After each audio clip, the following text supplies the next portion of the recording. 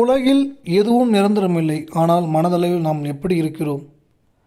தற்போது கோச்சார பலன்கள் உங்கள் வாழ்க்கையில் நீங்கள் எடுக்கப் போகும் ஒரே ஒரு முடிவு தான் உங்களுடைய ஒட்டுமொத்த வாழ்க்கையை மாறப்போகிறது. உங்கள் ராசிக்கு ராகு புதன் சனியுடைய நிலையில் நீங்கள் எடுக்க போகிற இந்த முடிவு தான் அடுத்த 30 வருஷம் 50 வருஷம் அப்படின்றத தீர்மானிக்க போகுது.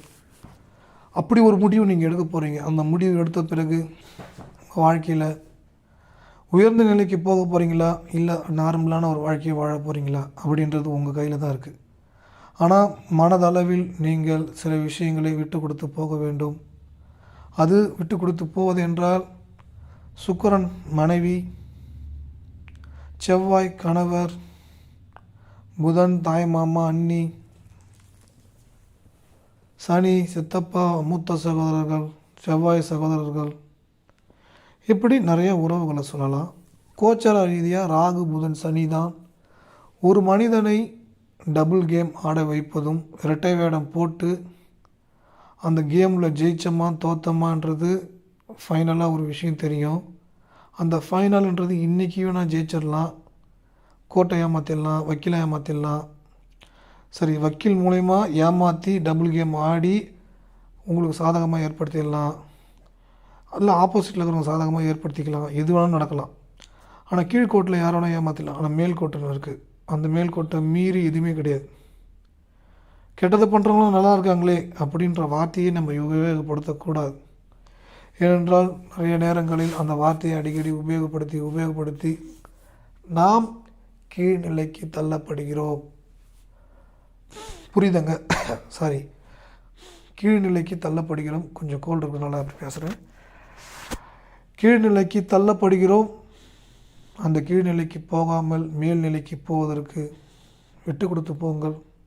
எப்படியெல்லாம் விட்டு கொடுத்து போக வேண்டும்? உங்களது பணம் 1 கோடி ரூபாய் வெளியில் மாட்டிக்கொண்டிருக்கிறது, அல்லது 100 பவுன் நகை வெளியில் மாட்டிக்கொண்டிருக்கிறது. அது கணவரிடமிருந்து வாங்க வேண்டியதாக இருக்கலாம், மனைவியிடமிருந்து வாங்க வேண்டியதாக இருக்கலாம், பணமாக இருக்கலாம், நகையாக இருக்கலாம், சொத்துக்களாக இருக்கலாம், எதுவானாலும் இருக்கலாம். இவைகளில் உங்கள் வாழ்க்கையில் உயர்ந்த நிலையை அடைவதற்கு தடை கற்களாக இருக்கிறது. இந்த தடை கற்களை முழுமையாக நிவர்த்தி செய்வதற்கு, எதிரிகளின் பிடியிலிருந்து நீங்கள் தப்பிப்பதற்கு முதல் பரிகாரமே, யாரெல்லாம் உங்களுக்கு தீமை செய்கிறார்களோ அவர்களை வெறுக்கக்கூடாது, அவர்கள் நன்றாக இருக்க வேண்டும் என்று நீங்கள் நினைவு செய்யுங்கள், வேண்டுங்கள். அவர் நல்லா இருக்கணும், அவர் நல்லா இருக்கு. கெட்டவங்களுக்கு நல்லது நினைக்கும் போது தான் உங்களுடைய மொத்த கர்மாவும் கரையும். மொத்த கர்மாவும் கரைந்து விட்டாலே நல்ல நபர்கள் உங்களுக்கு நண்பர்களாக வருவார்கள். அதன் மூலம் வாழ்க்கை மாறும். எதுவும் நிரந்தரம் இல்லை என்ற இந்த வார்த்தைகள் எப்பொழுதும் உங்கள் மனதிற்குள் இருக்கும் பொழுது, நம் வாழ்க்கையில் காதல் தோல்வி அடையும் போது, திருமண வாழ்க்கை தோல்வி அடையும் போது, நண்பர்கள் துரோகம் செய்யும் போது, தொழிலில் வீழ்ச்சி அடையும் போது, வேலை இழப்பு ஏற்படும் போது, என்னென்ன விஷயங்கள் நெகட்டிவ் விஷயங்கள், அத்தனை விஷயத்துக்கு ஒரு பதில், எதுவும் நிரந்தரம் இல்லை. நிரந்தரம் இல்லைன்னு பார்த்து, ஏன்னா மூச்சு நிரந்தரம் கிடையாது, உயிர் நிரந்தரம் கிடையாது. பிறந்துட்டோம், அடுத்து சாக தான் போகிறோம், வேறு வழியே கிடையாது. 50 வருஷம் உயிரோட இருக்க போகிறோம், ஒரு 5000 நாள் உயிரோட இருக்க போகிறோம், இல்லை 20,000 நாள், 70 வயசுனா 20,000 நாள், 22,000 நாள் இருக்க போகிறோம். அவ்வளோதான், வேறு ஒன்றுமே கிடையாது. ஆனால் நமக்கு பணத்தின் மீது மோகங்கள் அதிகமாக ஏற்படுகிறது. அந்த மோகங்கள் நம் வாழ்க்கையில் வெற்றிக்கு தடை கற்களாக இருக்கிறது. அந்த தடை கற்களால் உங்களுடைய நிலை, எண்ணங்கள், செயல்கள் அனைத்தும் கீழ் நோக்கி போயிட்டு இருக்குது. புதன் பாருங்கள், ரெட்டை வேடம் போடுறாங்க. அவன் இப்படி பண்ணிட்டானே, நல்லா இருப்பானா அவன்? இறைவா, அவனுக்கு ஏதாவது பார்த்துக்கு ஏதாவது செய்யா, இறைவா கடவுளே நீ பார்த்து அவனுக்கு ஏதாவது தண்டனையை கூட, கூலி கொடு. கோபத்தோடைய அடி மனசுலேருந்து வர கோபம், அந்த கோபம் அப்படி ஒரு சித்திரவதை, அப்படி ஒரு வலி, அப்படி ஒரு வேதனை. அந்த நெகட்டிவ் எஃபெக்ட் ஒரு மனுஷனை ரொம்ப ரொம்ப அதிக அளவில் இதாக்குது. சில நேரங்களில் பயம் அதிகமாக கூட இருக்கும். வீட்டில் இருக்கிறவங்க யாராவது போலீஸாக இருக்கலாம், லாயராக இருக்கலாம், அது அப்பாவாக இருக்கலாம், அம்மாவாக இருக்கலாம், யாரோட இருக்கலாம். அப்போ அவங்களுடைய கர்மாவுடைய தாக்கம் கூட நமக்கு ரிஃப்ளெக்ட் ஆகுதுன்ற பயம் கூட இருக்கலாம். ஆனால் இந்த கர்மா எல்லாருக்குமே கர்மா உண்டு. எதுவும் போலீஸ் லாயர்னு 2 பேர் மட்டும் இல்லை, ஜோதிடர்களுக்கு உண்டு. வட்டி தொழில் செய்வவங்களுக்கு உண்டு. ஓகேங்களா? கவர்மெண்ட்டில் லஞ்சம் வாங்குகிற விஷயங்கள் வந்து நிறைய இருக்குது. தப்பு பண்ணுறவங்க அத்தனை துறையில் இருக்கிறாங்க. அத்தனை துறையில் அதில் முதன்மையாக எதில் இருக்கிறாங்க உங்களுக்கு தெரியும். அந்த விஷயந்தான் ஒரு மனுஷனுடைய வாழ்க்கையே மாற்றும். ஆனால் அந்த விஷயத்தில் அந்த துறையில் இருக்கிறவங்க தப்பு செய்யும்போது அந்த புதனுடைய காரகத்துவம் நெகட்டிவில் ரிஃப்ளெக்ட் ஆகும். இன்றைக்கி ஜெயிச்சிடலாம், இன்றைக்கி கேஸை சாதகமாக எதிராளி பணம் கொடுத்துட்டான்ட்டு அவனுக்கு சாதகமாக மாறலாம். புதன் ஆப்போசிட்டில் இப்போ ரியாக்ட் பண்ணிகிட்ருக்கலாம். ஆனால் ஒரு 10 வருஷம் கழிச்சு உங்களுடைய குடும்பத்துக்குள்ளே, நண்பர்களுக்குள்ளே, உறவுகளுக்குள்ளே அந்த விஷயம் ரிஃப்ளெக்ட் ஆகும். எவ்வளோ பேரை பார்த்துட்டேன். நான் ஜெயிச்சிட்டேன் பார்த்தியா, லாயரை விலைக்கு வாங்கிட்டேன் பார்த்தியா, போலீஸை விலைக்கு வாங்கிட்டேன் பார்த்தியா, இப்படி சொன்ன எத்தனையோ பேர். நான்லாம் 50 கோடி 100 கோடி சொத்து வச்சுக்கிற ஆட்கள்லாம் கவுந்து போய் இன்றைக்கி 15 கோடி கடனில் இருக்கிறேன், 50 கோடி கடனில் இருக்கிறவங்களாம் பார்த்துட்டுருக்குறேன். எவ்வளோ பெரிய உயரத்தில் எவ்வளோ டாப்பில் இருந்தாங்க தெரியுமா? அதெல்லாம் அவங்கெல்லாம் முன்னாடி இவங்களாம் ஒன்றுமே கிடையாது. ஓகேங்களா? அவங்களுக்கு முன்னாடிலாம் ஒன்றுமே கிடையாது. அந்த எதிர்மறை எண்ணங்கள் அப்படின்றது இன்றைக்கி நம்ம ஜெயிச்சிடலாம், நாளைக்கு ஜெயிச்சிடலாம், அரசியல்வாதி கையில் போட்டுட்டு பண்ணலாம், சினிமாக்காரங்களை வச்சுக்கிட்டு ஜெயிக்கலாம், லாயரை வச்சுக்கிட்டு ஜெயிக்கலாம், எது வேணாலும் பண்ணலாம். ஆனால் லைஃபோடைய எண்டுன்னு ஒன்று இருக்குது, அதுதான் ரிஃப்ளெக்ட் ஆகும்.